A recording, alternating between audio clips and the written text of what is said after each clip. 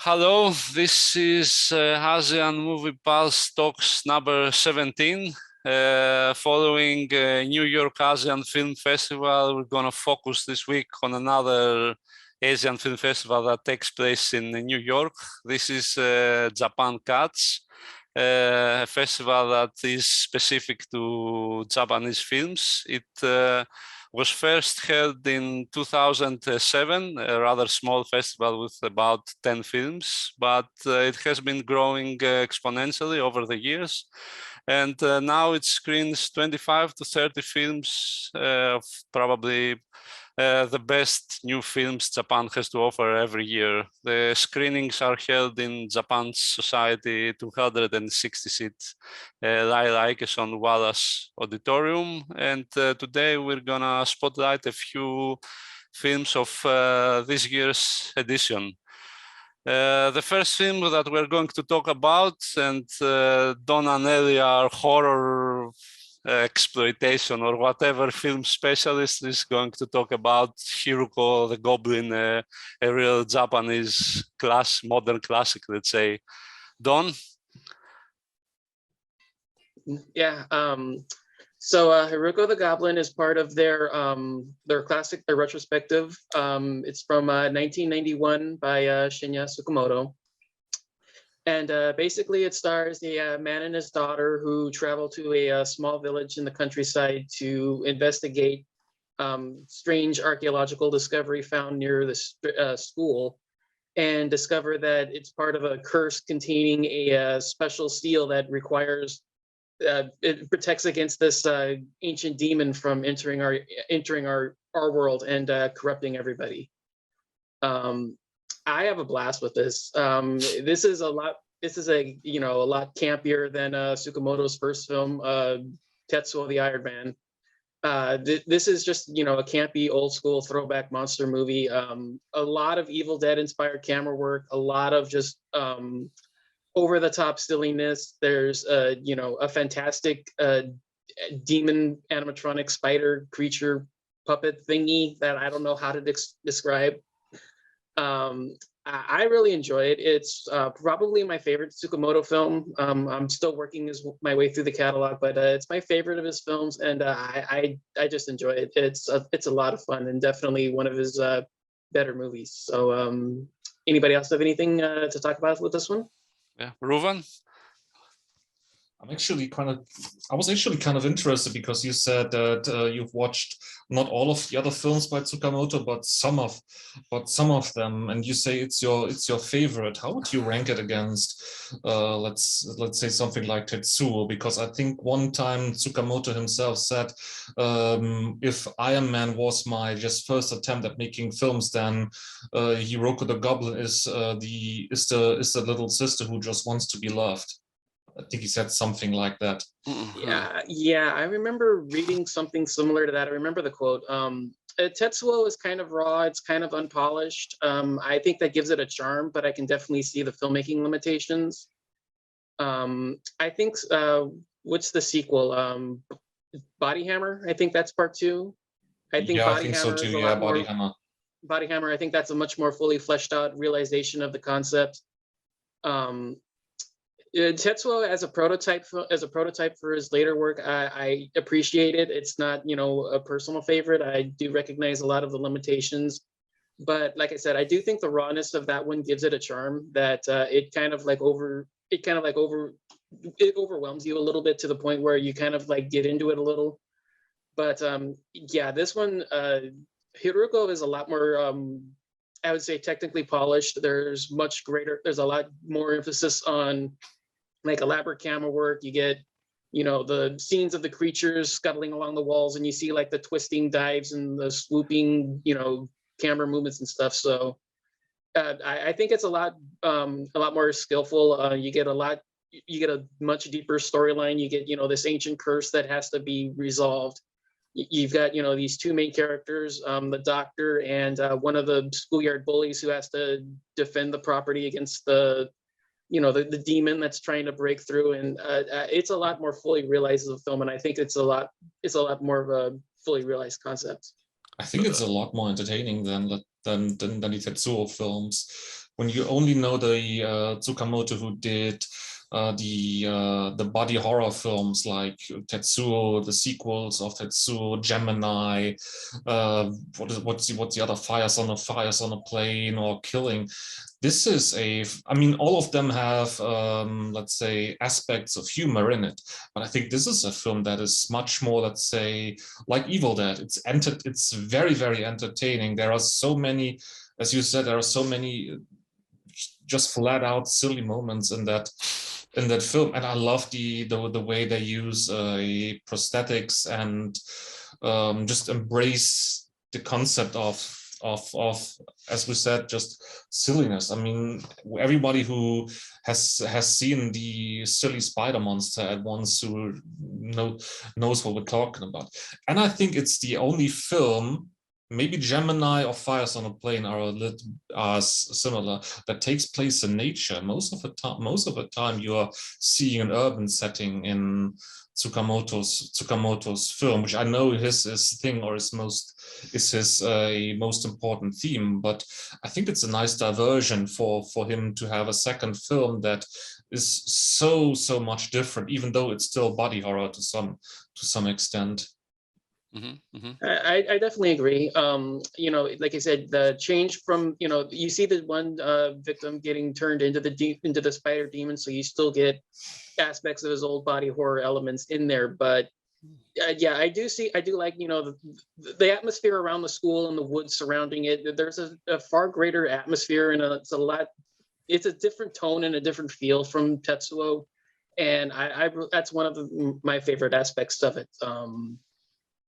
Did you have anything else to add, or want to ask Tom or Panos if you've seen it? Or Tom? So I mean, it definitely feels like an anomaly looking back through Tsukamoto's filmography, but I think it's interesting to note that at the time it was produced, and I think this is in Tom Mez's book on Tsukamoto. He notes that it's more in line with the Super 8 films that he made when he was younger. And that Tetsuo at that time was the odd one out in terms of his style. So I mean, we look back now, especially like the 90s Tsukamoto, and kind of see stylistically what kind of director he was. And Hiruko stands out as not being that. But in his mind, at least at the time, that was kind of more in line with what he wanted to do. You know, like we mentioned, you mentioned, Don, with Tetsuo, the limitations of that, and he's working with what he's got, and that's very much where the style kind of comes from as well. But I mean, Hiruko looks and feels more like a studio movie. Not that that's a bad thing, because I think it's executed very well, and I think it's executed in a very Tsukamoto-like way without it taking a lot of his visual cues that we might associate with him, or even like thematically. I mean, there isn't really kind of an exploration of, you know, like human instincts or that much body horror, or, you know, kind of, there's not a lot of introspection. This is very much just kind of like a monster movie, adventure, comedy kind of flick, which I really liked about it, because I wasn't expecting it at all. I knew very little about the film before watching it, and obviously when you've seen a bunch of other Tsukamoto films, you go into it expecting a certain thing, and it wasn't that, but I found it quite refreshing in that way. Yeah, no, I mean, I really enjoyed it. It feels like a cult film when you're watching it. It feels like a very kind of small scale monster of the week kind of movie. But yeah, the puppet's terrifying. The stop motion is terrifying. Even the fact that it looks a little bit aged. Some of the effects kind of give it that uncanny look, which is very off-putting. But then we touched on as well, there's also some very funny parts. I mean, like, there's countless kind of reaction shots. There are some great kind of close-ups of people just reacting to something horrible happening off screen. But I mean, they're so over the top and comical, like you can't help but laugh at it. And the absurdity that of the plot, especially towards the end, with like the kind of mythos behind Hiruko and stuff, it's quite funny. Don, which one would you say is the more violent? It's Tetsuo or Hiruko? Ooh, that's a tough one. I think in concept, Tetsuo may be more violent, but I think the execution of it leaves it a little comical in the execution, if I can use that as the proper term. I think the studio gloss of Hiruko makes it just look a little bit more I'd say brutal and graphic. Even though I think in concept, I think Tetsuo may have it just because of, the general idea of what's going on.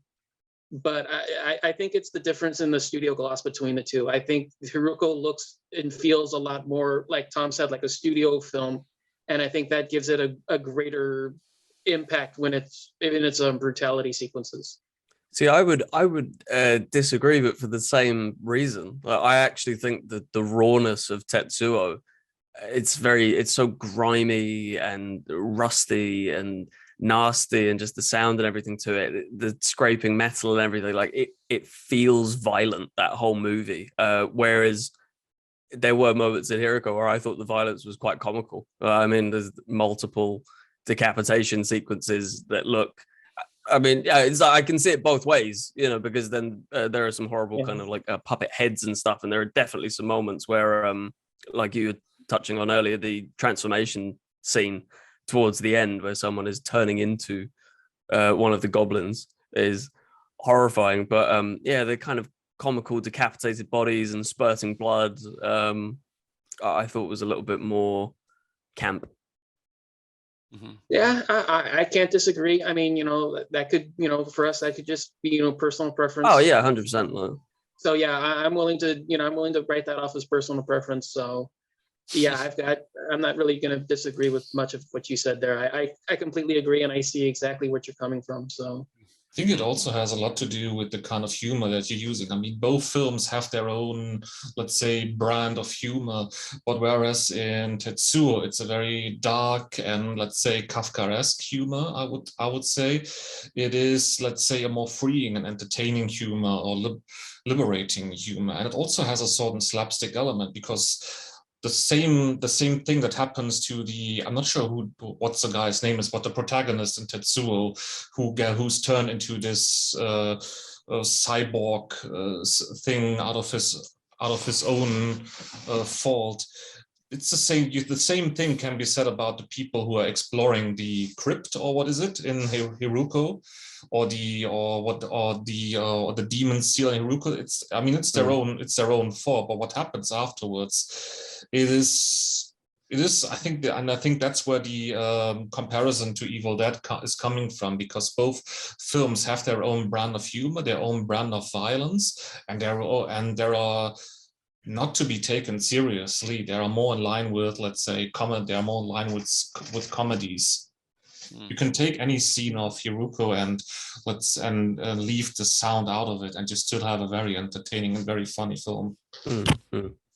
Yeah, definitely. I definitely agree with that.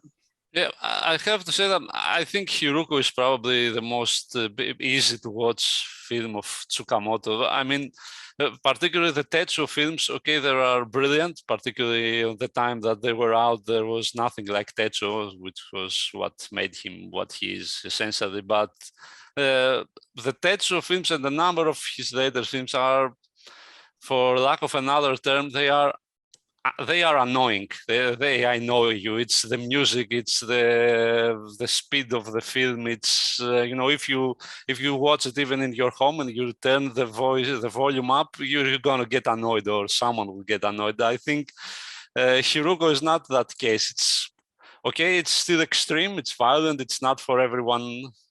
Mainstream audience will probably run away from Hiruko as much as any of his other first films, but. In general, I feel it's his most approachable film, which makes it a bit special in his filmography. I'd probably equate that maybe with the Western feel of the film, because it, like we've mentioned, it's, the only one out in nature. It's not, this urban setting. I think that it adds more of like a universality approach, where it's not like specifically confined to like a localized Japan setting. You can have a community like this anywhere in the world, and something like this can happen. So I think it adds a lot more of like a universality approach. So to me, I would probably put that as more of like, maybe like expanding his boundaries beyond just keeping it local, but just it finding success in Japan, even though it's a local film. This one here is a lot more of like a broader, widespread approach. And I think that's probably one of the better qualities of it, like what you were just expanding upon. Yeah, I think it's definitely one of his more accessible films generally, because I think, I mean, a lot of his other early works, especially, 90s and early 2000s, that almost intentionally off-putting, like they're very abrasive visually, and the sound design and everything's very frantic. Whereas this one, yeah, it kind of plays out more like a, for lack of a better word, normal movie with a more normal story, at least compared to his other pictures. Yeah, I'll be honest. I was surprised. I was surprised going into it that I hadn't kind of heard more of a fuss about this one in his filmography. It seems to be kind of brushed over by fans of his work, maybe because it is an anomaly in a way. Actually, quite hard to get a copy of it. Mhm. At least in Germany. I'm not sure about the US or Greece or the UK, but in Germany, it's quite difficult to get a copy of it. Well, funny you mentioned that. It's actually getting pressed by a company called Mondo Macabro, and I believe it's all region. Well, okay. Third Window Films in the UK are releasing it as well. I believe that's early next year, but I'm not too sure. But that's from the new restoration as well. Yeah, the Mondo Macabro one, it uses the new restoration. I believe that's coming out around Halloween. And I believe that one is all region, if I'm not mistaken. Okay. So, yeah, you would probably, looking into both would probably suit your demands quite easily. And the new restoration looks great, by the way. I believe that was the version that we saw as part of Japan Cuts. Yeah, I mean, it's very clean. Okay. Well, I guess that's it for Hiruko. I would also like to say goodbye to Don and thank him for all his wisdom on the particular film. I guess we're gonna see you next week, Don. Absolutely. I'll try to be around more for next week. But yeah, it was a lot of fun. I really appreciate talking with you guys, and thanks for having me on. Okay. Pleasure talking to you. Bye. Yeah. Bye, guys. Okay, so next film we're gonna go with Tom. We're gonna talk to us about Blue Danube by Akira Ikeda. Yes. So the Blue Danube is the 2020 film directed by Akira Ikeda, as you said, and it stars Komehara as a man called Ichio, who is a soldier living in a small town. He and everyone around him is part of this sort of militarized society in which they're all involved in a conflict with a neighboring town across the river. We never really find out why this conflict is happening. It's sort of ambiguous and part of the film's attempted messaging. But Ichiro's life itself is sort of dominated by routine, this routine of this military life that he's living. And it's the same for virtually everyone else in the town, whether they be a food seller, market seller, or the receptionist kind of working at the military building. Because of this rigid routine that Ichiro and everyone else follows, no one seems really capable of any independent thought outside of their normal lives. They're kind of indoctrinated into this militaristic system of this small town. But things change for Ichiro slightly when he's reassigned to the town's band, which no one seems to know exists in the film, despite them marching around and playing very loudly every morning. And it leads to a chance encounter where, when he's within earshot of the town across the river, he can hear someone playing the Blue Danube, and it piques his interest. If I'm being honest, I had to revisit my review of this on the site to remind myself of what the plot was, because I've pushed a lot of the film out of my memory. I did not enjoy the Blue Danube. I found it to be a very bland and repetitive affair, which I understand is kind of the point of the movie for the most part, but it doesn't make it any more engaging to watch. It's great looking. Many people, I'm sure, will notice the Wes Anderson-esque symmetrically framed shots, but it doesn't really excuse the bland characters, exceedingly dry and overly long jokes and repetitive sequences. all of which detract from the anti-war sentiment, which is the heart of the film, or at least trying to be. Mhm. Akira Ikeda is a bit of a strange director. He's like they love him in Rotterdam. His films have gotten a number of awards from International Film Festival Rotterdam, and he does this thing with his sense of humor, which is it's deadpan. It's generally deadpan, the whole thing, and but. I think that he has fallen onto a reef in terms that he tends to repeat himself, and it's getting a bit annoying because he keeps doing the same thing. And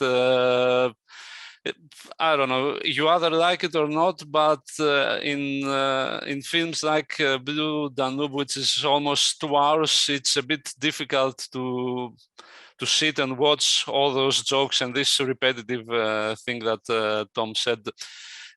On the other hand, I think that the aspect that saves the film, and this will be more obvious to people who have gone to the army, is that it mocks this whole thing about the army, because this is exactly what the army is. You do things that make no sense, and you do it all the time, because the army does not make sense if there is no actual war.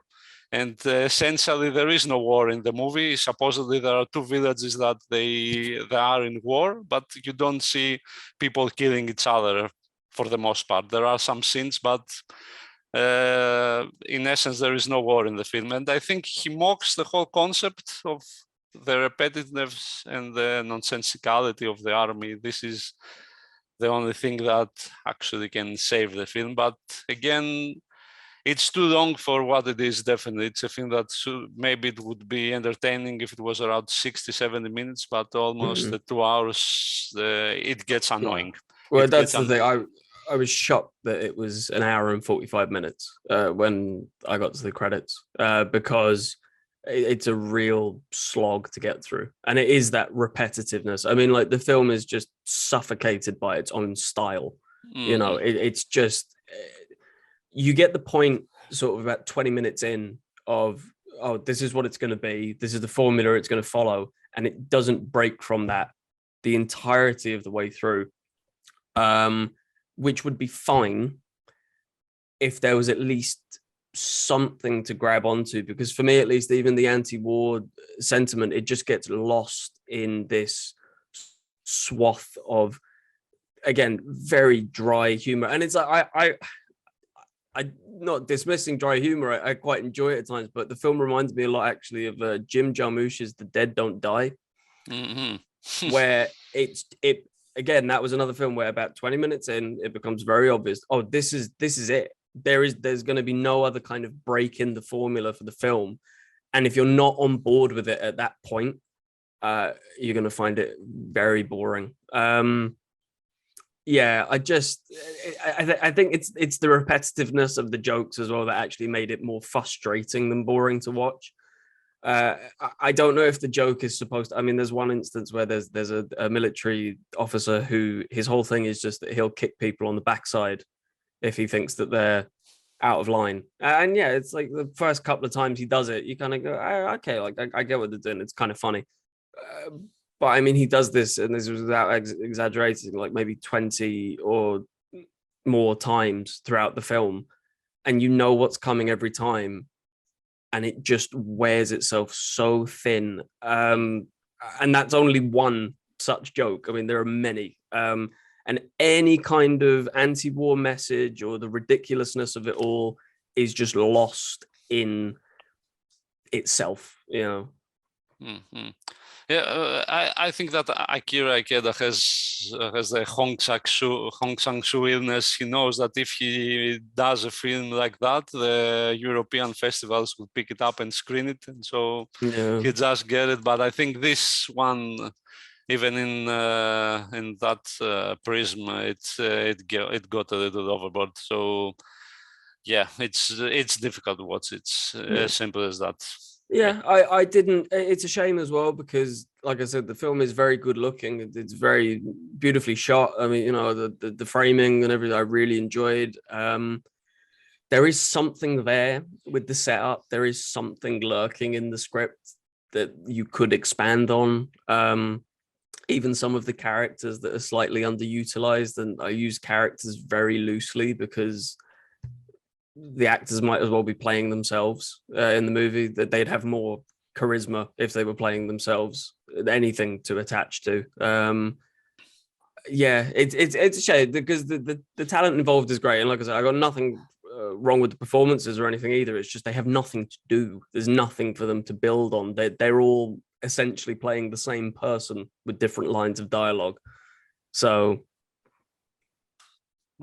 okay, yeah, well, we don't disagree there. No. Okay, and for the last film, we're gonna talk about Aristocrats. Tom, don't go. Stay with us for a bit. Rouven, tell us a bit about Aristocrats. Well, Tom, you should stay because maybe this will get you a little bit over the shock that was the Blue Danube, because Aristocrats, even though it's slightly longer, it's 124 minutes, it is at least a film that has a lot to say about class and gender divide in Japan, and it's a very, very interesting story. It's a film that's from 2020 by a director named Yukiko Sode, and it tells the story of two women from two different very classes. The first one we meet is Hanako, who comes from a family that is quite wealthy. It's not the, let's say, the social elite from Tokyo, but it's a very good, well-off family. But there has been a catastrophe in the family because Hanako has broken up with her latest partner, and because she is nearly 30, the family is trying to find a new partner for her. And at the same time, she gets warned by her older sister, who has become a doctor and is sort of an independent mind, to, let's say, find her own way and make up her own mind. However, the family of Hanako arranges a meeting with a Koichiro, I think is his name, who comes from a very powerful and influential family, very, very high elite within Tokyo's society, and they fall in love and they become married. At this point, we are introduced to Miki, who comes from the country, also roughly at the same age as Hanako. And she comes from the country, wants to live and study in Tokyo. And while at university, she finds out that she's not part of the so-called in crowd, the in crowd being the aristocrats, the rich and affluent students who come from, of course, rich and affluent, influential families. However, she also finds love and romance in the form of a professor. However, there's a bit of a problem, and I think you can guess it. Of course, it's Koichiro, who is the professor that she falls in love with. What I like about this film is I was caught by surprise by this film because I was expecting a love story or romance. But after a while, especially when you get introduced to the story of Miki, you are introduced to the issue of class, and you suddenly find out that what Sode does is a very interesting approach in showing us the sort of bubble that the affluent or the political and influential class lives in, and that there are certain kind of codes and certain kind of behavior and certain kind of, let's say, restrictions within the urban landscape of Tokyo that restricts you from, meeting someone who is not in your class. And this is, I think, very well executed. I'm not sure if it deserves the length that we talk about, but it's definitely a very intelligent and, to me at least, a very provocative way of doing it. It has a lot of great acting. It has a lot of great mise-en-scène. For example, how the environments where the rich are, how they are portrayed. I think that's very elegant and very well done. But what did you think of it, Panos? Okay, I agree. It's a very interesting film because it portrays part of Japanese society we don't see much about. These are the ultra rich, like the top creme de la creme, let's say, of the rich people in Japan, and the fact that how they operate, like it's almost shocking to see that their marriages are kind of arranged between families. They don't flirt or anything. The families arrange who is going to marry who, because they don't want for, to get someone very poor or someone who is, I don't know, unsuitable for what they think someone should be. But at the same, this is interesting because we don't see this in Japanese movies in general, but at the same time, it has almost every ailment that torments modern Japanese films. It's definitely too long, and it's not like there is a scene that there is unnecessary, but I think that most of the scenes are lagging for no apparent reason. And also it has this style that it seems like it was made for European film festivals to pick it. Okay, I understand. Okay, this is in terms of direction, because otherwise there are some, there is Mugi Kadowaki and Kiko Mizuhara, the two protagonists who are like, kind of stars in Japan, which makes the film appealing to a mass audience in Japan. But in general, the style, I feel it's more, there is a European flavor. I think it's more European than, I don't know what is Japanese film right now, but it feels more European. I don't know. What do you think about that, Rouven? I think it has a lot to do with the concept of Aristocrats, because I was reading a book. I'm not sure who the author was. It was a German author, a historian, who talked about the aristocrats in, let's say, Europe, and the old queens and kings, and how they each married each other, and how each marriage was, let's say, arranged. And this was something that I saw mirrored in this film, because this is what they are sort of mimicking, isn't it? They're mimicking these aristocratic houses that we had in Europe and still have in Europe. And what they're doing is basically the same thing. They're living very discreet lives, very secretive life. Nothing at all, very, very little comes out in terms of information about them, how they live, where they live. But the times when we see it, it's always this very opulent sort of style, and very reminiscent of, let's say, these golden times when we had these aristocratic families. Watch it there, man. Watch it. Leftist people are listening. But I also I'm not sure if you think about it this way. I was thinking about how, for example, a capital such as Tokyo, how it is compartmentalized is what I would say, how it is planned and, let's say, structured, that you don't meet people from other classes. I'm not sure if this is the same thing in Greece or the UK, but for example, in Germany, when you have certain cities, even smaller cities, you have distinct districts where the well-off or affluent families live there. And it's not like there are gated communities or something like that, not like in the US, but but you definitely have distinctions between each district. And this is what I also kind of get what this director was sort of doing with this film, or wanted to mention. Tom, you think, okay, all right. So what do you think about this societal compartmentalization, let's say? Do you think it's the same in the UK? The rich live elsewhere and the poor elsewhere, and there's a distinction rather clear? As far as I'm aware, there's pockets of it all over the world, isn't there? I mean, everyone kind of knows areas that are within their local community that are more impoverished and more well off than others. So yeah, I'm sure the film sounds very interesting, and I'm sure that that's a universal appeal of it that a lot of people will be able to kind of relate to, or at the very least understand. But let me ask you this. So, would you prefer to see a story in a film about people that are ultra rich or ultra poor? It's sort of a thing at the moment, really, isn't it? I mean, there have been so many films over the past few years, more than a few years, but I can think of where it's sort of the rich sort of playing games with the poor, or kind of enjoying being able to lord their wealth over the poor for just some kind of entertainment. I don't know. It depends. It depends on whatever story it is, how it is presented, and the purpose behind it.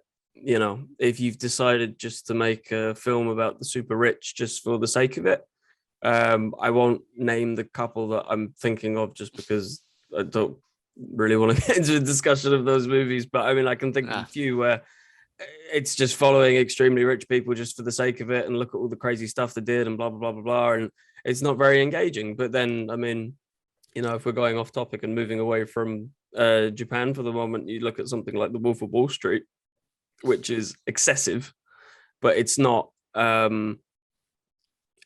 in admiration of it or that lifestyle. You know, it's very, there's a point behind it. So yeah, and I think you could say the same about if you're making the film about people who are not so well off. Again, if there is no purpose behind what you're trying to say, or what the story's trying to tell, or at the very least what the filmmaking is trying to achieve as a medium, then there's no point. So no, I mean, very long answer, but no, I don't particularly have a preference. I want there to be a point.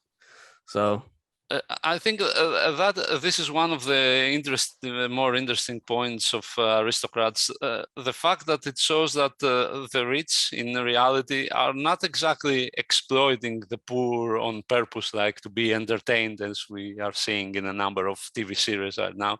They just don't care. They live in another world. It's almost secluded. The poor don't get inside this world. They don't get in those cafes that are in Aristocrats, in those restaurants, in those whatever they are. They are in their own world, and this is how the others, they don't exist for them. This is how they live their lives. They're just among them, like it's sort of a closed society, let's say. I think this is one of the points of the film. I don't know, Rouven? I think there is. I was going to ask what do you think of the tea ceremony scene?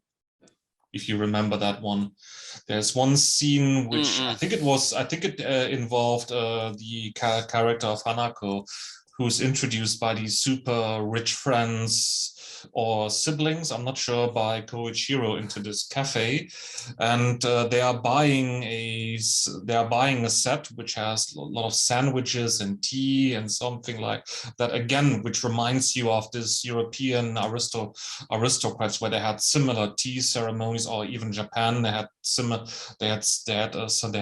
something similar. And she actually, or the character, finds herself not only asking herself, how much is that, which is something you're not supposed to ask or not supposed to question, but at the same time, she doesn't know the code. She doesn't know how to behave in that sort of environment. And I think this is again, I would definitely agree that it's too long, and it makes a point on and on and on and on about the same thing, about the same message. But these sort of scenes, they are quite well done, quite intelligent, and quite well acted, and tell you a lot about these invisible codes in society. And as you said about the bubbles of the super rich, and how they don't allow anyone within those boundaries.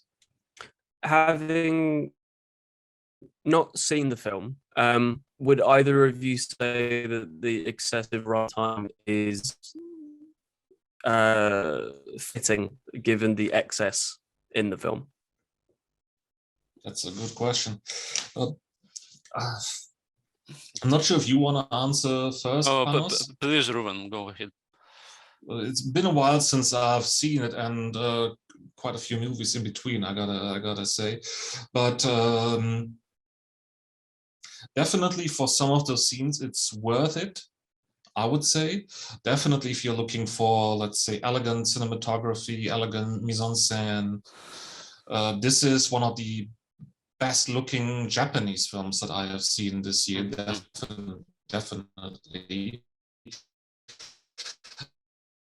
And also in terms of, if you're looking for that, it's definitely worth the 124 minutes. If you're looking for a set, then you are better off better off watching The Wolf of Wall Street again, or even better, Hiruko. Psycho.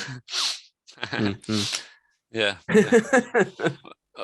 Well, I guess this is also okay. This is the issue with Japanese films again.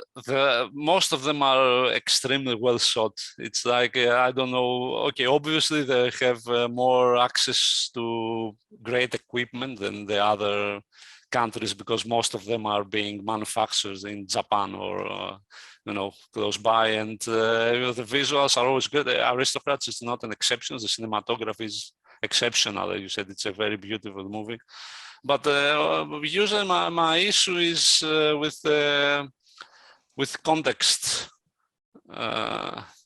So I guess, yeah, this is my issue with the film.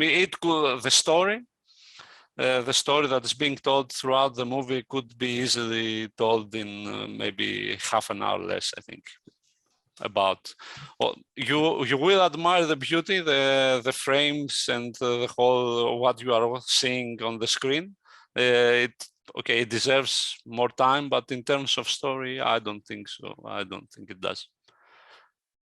There is so much beauty you can handle or whatever. Okay, I guess since also our connection is failing us, I think Zoom is telling us something at the moment. I would like to thank Rouven and Tom for this discussion about Japan Cats, and thank you for watching.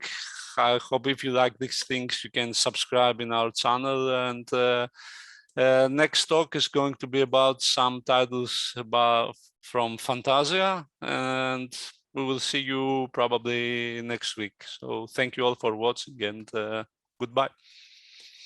Goodbye.